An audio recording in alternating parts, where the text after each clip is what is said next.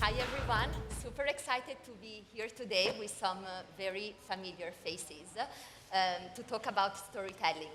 We are in Athens, which is the birthplace of theater, of myth, of the earliest stories that humans told each other. So really doesn't feel like there's a better place to talk about why storytelling still matters, probably now more than ever. Anyone can publish, anyone can write, anyone can comment and engage, but actually the attention span that people have is very, very reduced. And a lot of the content that people post gets lost into the void. So I guess the question today is not just about how you distribute this content, but also how can you make sure that there's enough noise behind it and it's memorable enough. So we have 23 minutes to talk about a very, very big topic from very different angles. So let's get right in. I'm Carolina Neri. I lead communications and marketing for Singular, which is an early stage, next-gen European venture capital fund. And I led the panel. Introduce yourself and maybe just mention as well if there was a specific moment that you fell in love with this idea of storytelling or this interest in storytelling. So yeah, over to you, Madeline. Okay. Thanks for having me. Very nice to meet you all. I'm Madeline. I'm CGO and one of the co-founders of Aikido Security. It's a cybersecurity company. And the time that I fell in love with storytelling, I would love to say something very cliche, like as a kid sitting around a campfire listening to stories. But I think it all probably started when I realized I was maybe good at it. And when you are good at something, you're like, now I like this thing. And that was probably when I was younger. Yeah. I'm Seb, founder of Scaling Europe. Scaling Europe is a tech company focused on telling the stories of European founders and investors. The first time I think I came across storytelling or thought I liked it was similar. It was the first time I ever went viral, which is like very shallow and vain. But it was like, you have this moment where you tell a story or you write something that has not been written in a way before, and you just get like the buzz, and it was that sort of just that viral shallowness. When did you first go viral? It was, I'd written about the financial results of a UK startup. And so I'd gone into their financial results, I'd pulled out all the data, kind of crafted a narrative about the results, posted about it on LinkedIn, and it kind of just blew up. And I thought, well, maybe there's something here, maybe this is something I can enjoy doing. Nice. How's this mic for everyone? Because I was on a tour of the Acropolis the other day, and it was like he was moving around a lot, and I was like, I had to really focus. So give us a shout if you can't really hear. So I'm Georgia. I run marketing at Giant Ventures. So we invest in giant founders, building giant ideas. And storytelling-wise, I've actually got quite a good answer. We didn't know this was being asked, but I have a good answer, which is just really geeky. When I was younger, when I was about 6 years old, I used to sit on my own recording this book of Arabian Nights that I'd found. I now have a podcast, and so it kind of makes sense. But I used to literally sit on my own recording with like sound effects and things like that. And it just came to me just now. That is actually probably You still have those tapes? I do have them somewhere. I found them the other day. I sound like the Peppa Pig friends. Those. Anyway, that's when I got into storytelling. Very cool. That segues quite well into my first big question, which is, I guess, are you born a storyteller or can you become one? I guess, Georgia, given your experience, you probably were born one. But is that a skill that you can gain? What do we think? I think it's definitely a skill. I think even different cultures are much better at it than others. I always talk about Americans and how great they are at selling themselves, selling their business. That's a skill that is, I think, cultural. I don't think they're born with it. I think they have this culture of celebrating themselves, telling their stories, and their stories are much more important to their identity than I think in Europe. So I think it's definitely a skill. I think it's a skill that we in Europe need to get much better at. Madeline, Georgia, you agree? Go for it. Yeah, so I'm half American and half European. I grew up my whole life in Europe, and I'm just moved back to the States for the first time 6 months ago, and I can absolutely say I agree that it's very cultural. I think that it's a skill that Americans learn because it's a hyper-capitalist country, so you have to sell something, and ultimately, I mean, we're all here building businesses, even if you're selling finance or you're selling news and literally stories, you're selling cybersecurity. It comes down to the why. So if you're a great salesperson, or maybe you're born into it more and taught it culturally, it would absolutely be a skill. Yeah. And for many very successful companies, we actually know about their stories before we know about their metrics. Do we think that that is a coincidence because of the world we're currently operating in? Or how do you feel about that? Do the metrics matter if there isn't a story, right? Like if someone's like, this company has this metric, and I'm like going to be like, oh, great, why should I care? Why does this company exist? Would those metrics disappear tomorrow if the story or the purpose of why that company exists isn't there? Yeah, I think the metrics, they are only useful contextually as they fit into the wider story. You know, Lovable was a perfect example last year about being the fastest growing company of all time.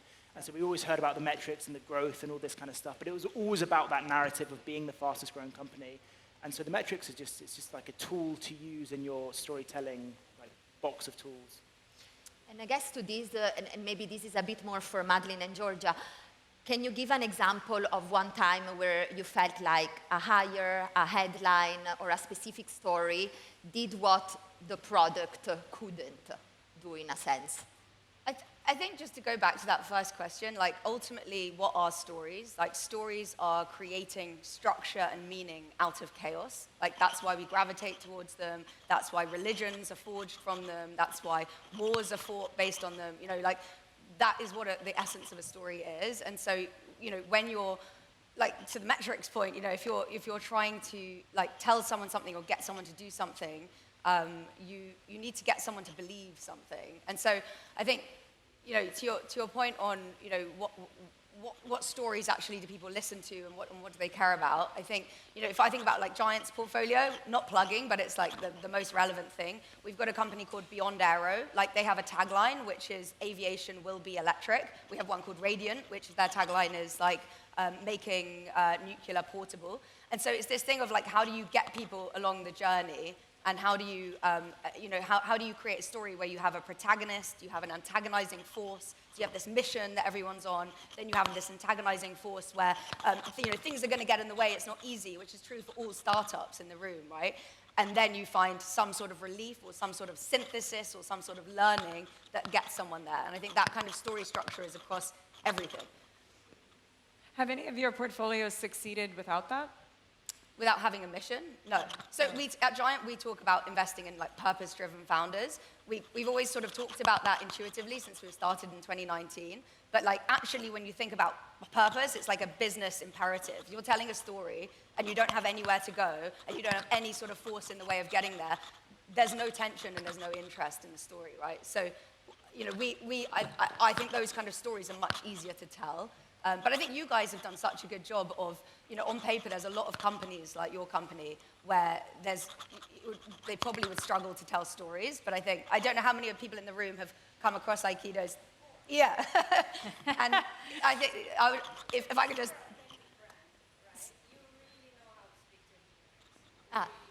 Thank you. And what do you think your secret is for that? Like, how do you do that with so many other companies that don't have a clear mission? How many of you guys know anything about cybersecurity? Raise your hand. You guys all know about cybersecurity?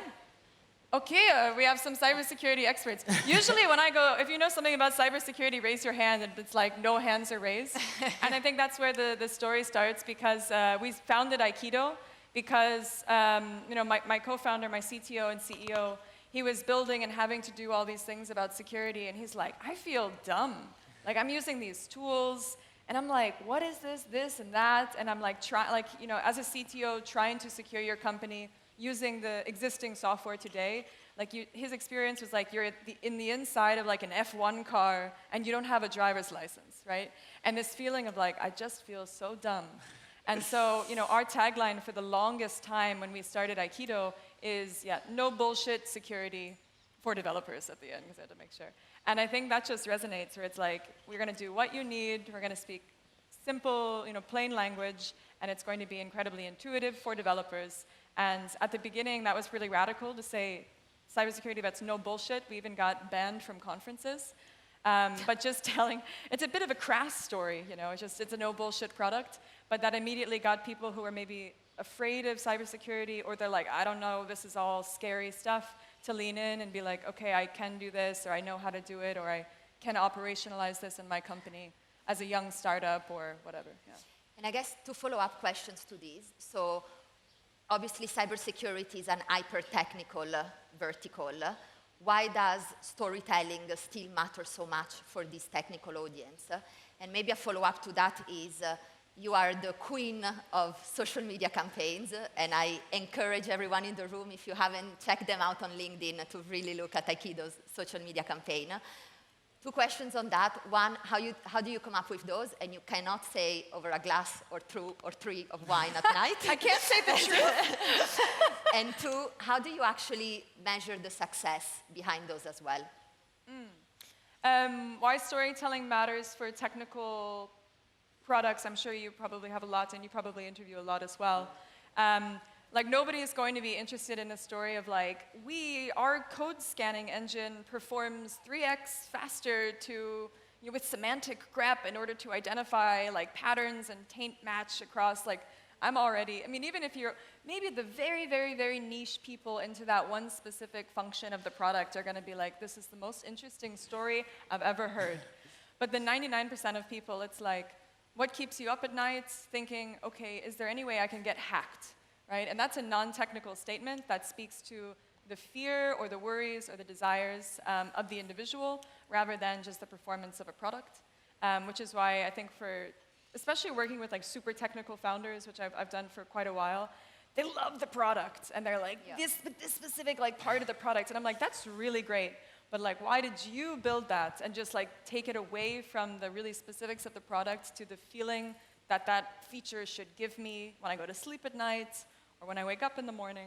And I'm not sure if you guys approach it differently. I think it comes down to meaning again, right? Because if you think about, we work with a lot of technical founders, and if you think about, for the technical founder, where does their meaning come from? It comes from caring so deeply about this technology and like finding something novel and wanting to explain that. But when you think about the people that you're marketing to, they don't care about how it works. They don't care about when you buy a car, you don't care about how the internal combustion engine works. Like, you care about what value it brings to your life.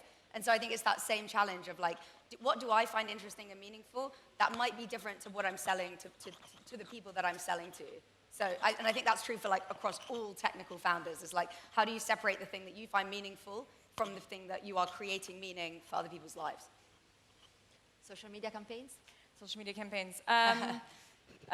So what Carolina is referring to is a part of our brand strategy, which now I can say is part of a brand strategy, but before was maybe something that happened over 3 glasses of wine and kept working really well, was approaching a lot of our like big moments, reaching 100 FTE or 100 full-time team members, or meeting the president of France, or introducing a new product with like very humorous videos. Like, we rebranded the company to Only Scans, literally like a parody of the porn, but not porn company. We launched our own fake perfume. We've done different stunts. And honestly, it did start with me just being like, gosh, can we have a bit more fun with this? And don't overthink it too much. Like, what can we make in 48 hours with no budget? Rather than, when you're thinking of a creative idea and it gets like so hard to see the end through it because you're spending so much money in it. And so it just started with like cybersecurity. It's all about fear, or it's really technical, or it's really whatever.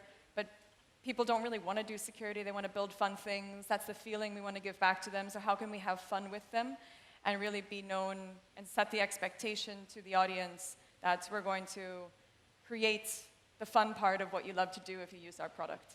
Yeah. Have you been strict in a way on how you measure the impact of this kind of storytelling activities? Or I guess it's the usual $1 million question on how do you measure ROI when it comes to brand engagement? Yeah.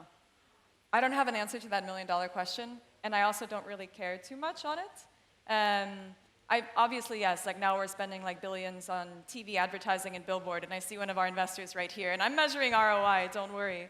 But at the beginning, when you're thinking about how do we invest in brand and build brand, I think the only metric is like, does the people that I want to know about us, have they seen it and did they like it? And have they mentioned it to somebody else? Like, I saw that, or you should look at this. And like, those are the only things. Like, is it great? And has somebody that you wanted to see it given you or spoken about it, and I think that's the only metric. Do you guys do anything similar? It's a vibe. I know it sounds so stupid, but it's like It's literally. It's actually vibes. Yeah, it's like I put out 15 bits of content at least a day across social media, and you can measure impressions, follow account, you can measure conversions to things like me, that might be like subscribers to my newsletters. And none of it's really important on an individual day or campaign or post basis. It's much more important than when I see or meet people, they like my content. And they're like, oh, what you're doing is cool, what you're doing is good. That's a much better indicator of like an overall good How did you find the vibe that worked for you? I think you just have to try like 1,000 things. And so I've always tried different new content formats and types. And then when people message you being like, oh, this was good, I like that. Or when you meet people and they're like, oh, that thing you did 2 weeks ago, that was really, like, that to me is much more impactful. And then you just try and you fail and you try and you fail and you keep trying new formats, new channels, new types. And you just got to hope that people are resonating with it. And if they are, that's a much better indication of success than impressions or of likes or follows or engagement. Because those things can be gamified, those things can be controversial. It's much more about reputation and a feeling than it is metric driven, I think. Yeah, I think that's a very important point. Let's shift a bit more into how storytelling is actually changing. And maybe we kick off with you, Seb, on new media, if that's still even a term, versus traditional media. What's the perception there? How has the perception changed? And don't make enemies in the room. Well, I think I actually don't think new media is a real thing, is the first thing I would say. Like, new media is like a really nice of tech branding that we've just labeled tech people on social media as new media.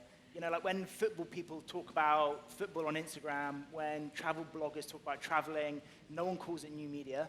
They just call them like micro-influencers or bloggers. Yeah. As soon as tech has adopted Instagram and you've got like 50,000 followers on Instagram, you're like new media.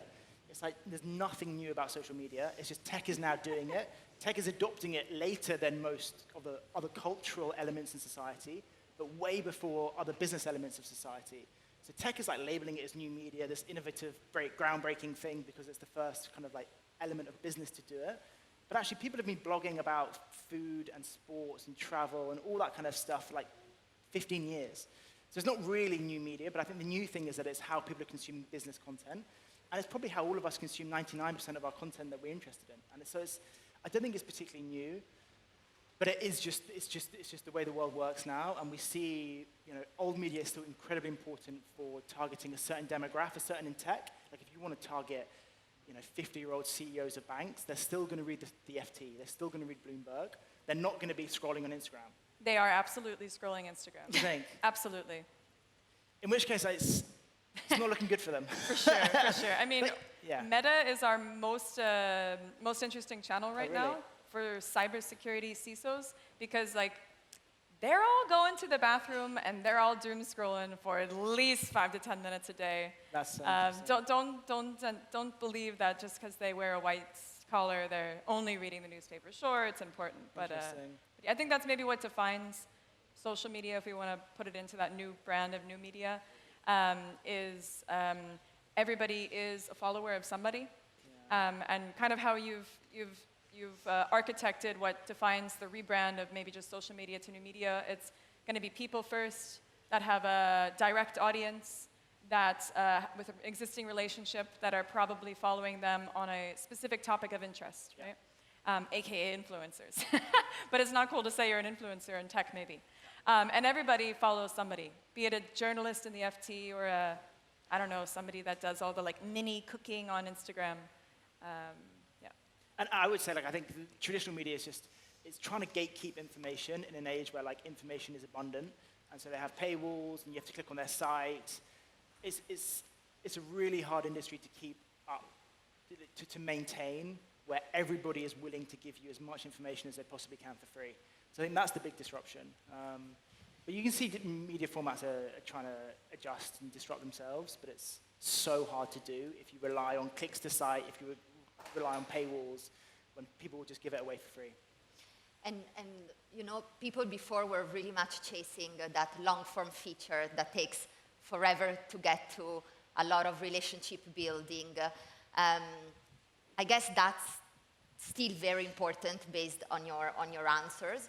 Or is it that if a founder has 100K followers on LinkedIn, X, whatever, then that's already a kind of victory. How do we think about that?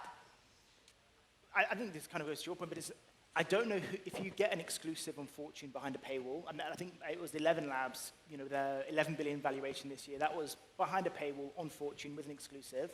My question would be, who's going to see that and not see the stuff on social media? Because I think that's the value.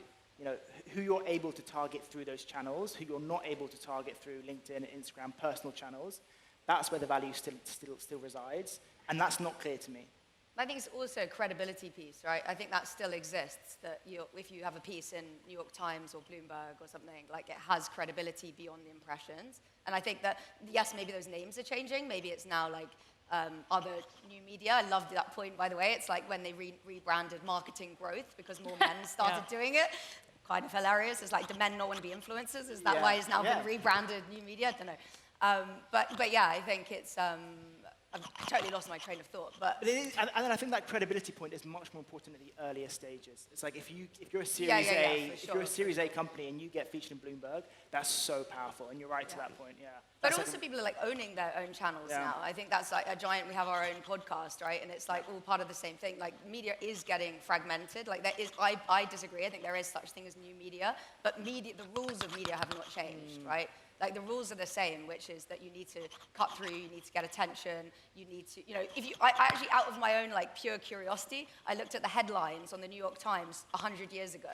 So we're now in 2026. I looked, like, what was it, 1909, whatever, it was right when I looked at it. It was like, what was it, 1906, whatever. And all of them, they're like clickbait headlines. Yeah. Which is hilarious. Like, we're so angry at clickbait, and we think, and in many ways we should be, but a lot of this stuff, like these are eternal storytelling rules where people are trying to cut through, get attention in a short period of time. Telegrams, we had to do it when we were sending telegrams. So I think the rules of media haven't changed, but I do think like the power and the concentration and the fragmentation has changed. Question for you, Madeline. So we've seen a lot of companies going down with actors when it comes to their own advertisements. So we've seen, for example, Legora with Jude Law, which was completely unexpected, bold, and very difficult to ignore. Do you think that this is the future of B2B marketing? And who is your Jude Law, if you were to do that? Ramp, you guys know Ramp? The flashy, what do they do? Payments? Expenses. Expenses, there we go. I know the marketing, I don't know what the product is. They also hired Kevin from The Office, who I did was the accounting guy on The Office, and they're like rolling him out everywhere. Yes, I absolutely think for right now, it will be the new hot thing. It's going to be unique branded events where you own the story from how the napkin looks to the people sitting around the table. I think people are going to spend a lot more money there, and probably in mascots or celebrity figures. There's a famous guy called Steven Seagal. I didn't know him, but like a lot of people do. He's like a big Aikido master. I would love to be our mascot. But when you go on his Wikipedia, it gets juicy because it's like controversies. He has a big controversies tab, so we kind of can't do that maybe for the corporate reasons. But who I was thinking is Uma Thurman in Kill Bill, the bride in like the big yellow suits with the katana, slaying your vulnerabilities. Cool. And I would love to just have like an epic fight scene of her destroying any of your cyber threats with zero dialogue. And I think that would be sexy and on brand and do what it needs to do. Do you guys have a celebrity figurehead in mind? No one comes to mind. To you? No, I don't think so. No? Fair enough. I mean, come on, guys. We got 42 seconds. Think on your feet here. You gotta... Okay, yours would be like European tech, so we need somebody that would maybe... Yeah, who's a great European actor?